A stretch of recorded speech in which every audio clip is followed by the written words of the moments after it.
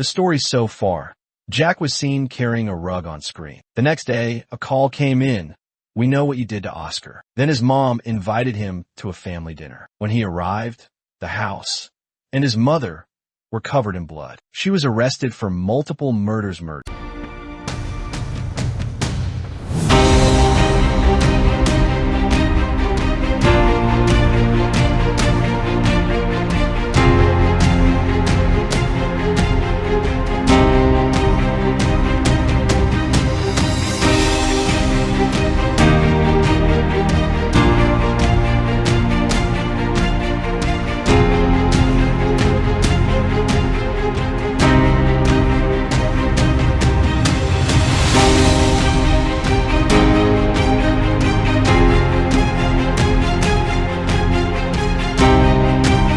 Rita is in cuffs and escorted into the police station by 2 police officers. A few moments after they entered the police station, Detective Willstrom, a seasoned and quite effective figure, takes her by the arm and escorts her to the interrogation room. He opens the interrogation room. The room is stark and sterile, lit by a single overhead fluorescent light that casts harsh shadows. The walls are a dull, institutional gray, soundproofed to ensure privacy. There are no windows, adding to the claustrophobic feel of the space. A small, unobtrusive video camera silently records every movement and sound. Detective Willstrom notices Rita's face is totally flat, as if she has no desire to contribute to the story. He sits her down and says, "This is the interrogation of Mrs. Rita Rickson. I am Detective Eric Willstrom." Then he sits across from her. "Mrs. Rickson, please tell us what happened," he says. She remains silent, merely looking at him. "Anything, Mrs. Rickson."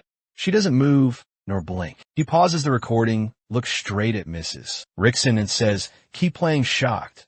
You're going down." Then starts the recording again, saying, "It appears the suspect is in some kind of shock. We may need to keep her around for observation." He stops the recording, helps Rita up, and walks her to an empty cell. Detective Willstrom watches as Rita walks to nearest bench and sits down. Then he walks away from the interrogation area. As Detective Willstrom enters the main area, Detective Willstrom, he heard. He turns to find a police officer calling for him. "We have officers asking for you," the officer says. "Who are they?" he asks. "The ones questioning Mrs. Rickson's neighbors," the officer said with a slight annoyance in his voice. Detective Willstrom grabs the phone and says, "Detective Willstrom here. What is the status of the questionnaire? The people we've spoken with seem to think she might have snapped from being under so much pressure." "All right.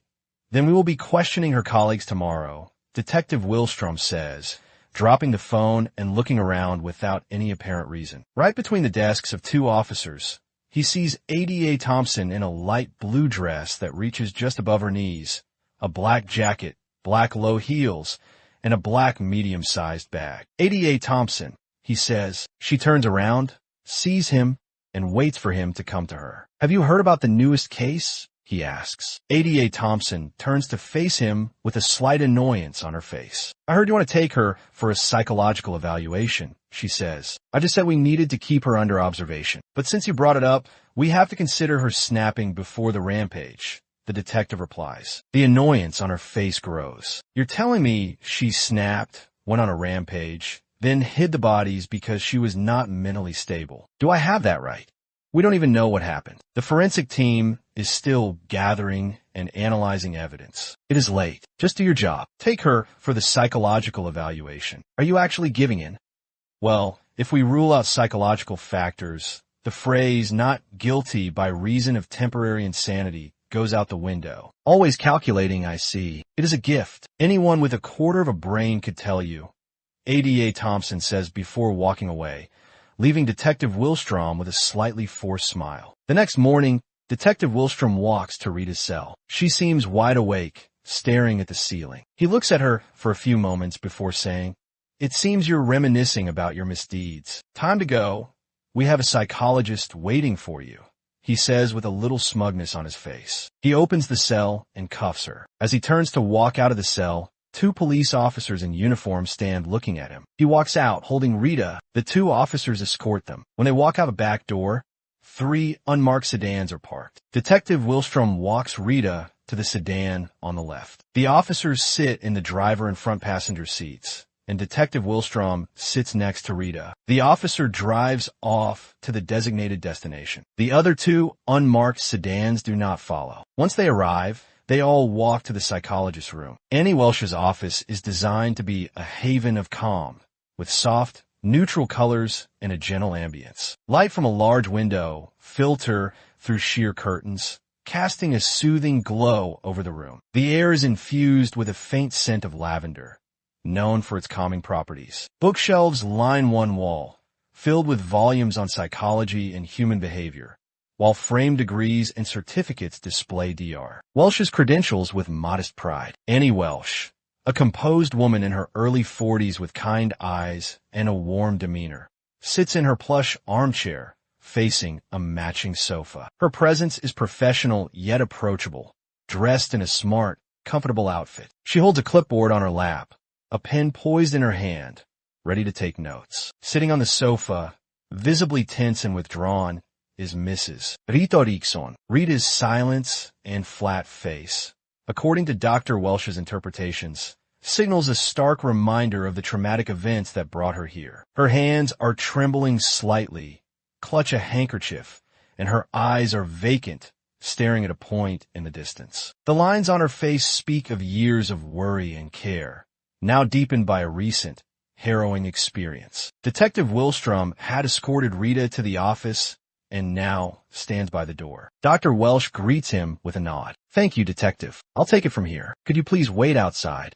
The detective gives a nod to the doctor before stepping out into the hallway, closing the door softly behind him. "Thank you for coming in today, Mrs. Rickson." Dr. Welsh begins, her voice steady and soothing. "I understand you've been through something very distressing. This is a safe space where we can talk about what happened, but we'll go at your pace." Rita's eyes flicker with a mix of fear and confusion, her grip on the handkerchief tightening. She takes a shaky breath before speaking, her voice barely a whisper. I don't know what happened. One moment I was in the kitchen, and the next everything was red. I didn't mean to." Dr. Welsh nods understandingly, making a note on her clipboard. "It's okay, Mrs. Rickson. Sometimes our minds can react in ways we don't fully understand, especially under extreme stress. Can you tell me more about what you remember before the incident?" Rita closes her eyes, as if trying to block out the memories. "It's all a blur. We had an argument. Things has been so different for some times. It felt like we were always angry, always shouting. I felt like I was walking on eggshells. That day, things was worse than usual." Dr. Welsh leans forward slightly, her body language open and encouraging. "It sounds like you've been under a lot of pressure at home. The argument must have been very intense. What happened after the shouting started?"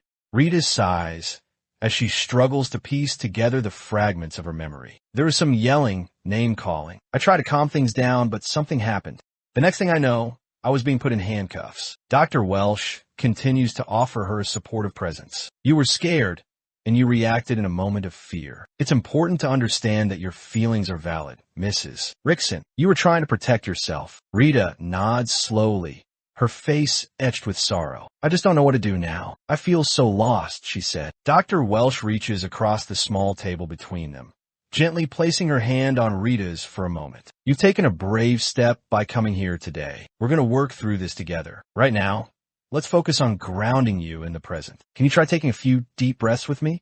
Rita mimics Dr. Welsh's breathing, slowly inhaling and exhaling, trying to anchor herself in the moment. The room, filled with soft light and the quiet hum of understanding, becomes a place of tentative healing. As the session draws to a close, Dr. Welsh speaks gently. "Mrs. Rickson, it's important to take things one step at a time. We'll meet regularly, and I'll be here to support you through this. You're not alone." Rita stands up, signaling a fragile sense of hope. Detective Willstrom, who had been waiting patiently outside, steps forward as the door opens. As she leaves the office, the sunlight outside seems a bit brighter, and the burden on her shoulders a fraction lighter. Rita knows she has a long road ahead, but she also knows the situation is going to get worse before it gets better. Detective Willstrom looks at Rita as she turns around willingly. He then cuffs her before walking her to the same unmarked police sedan. She smiles. "What's so funny?"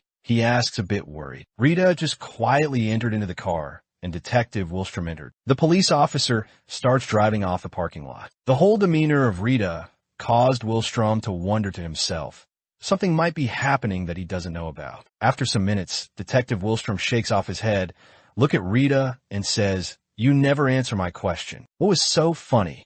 Before Rita can reply, while turning her head to look at him, the tension between them is slightly eased by the phone ringing. "This is Detective Willstrom," he says into his phone. "This is Amy Splash. I'm the forensic specialist on call since John is on sick leave."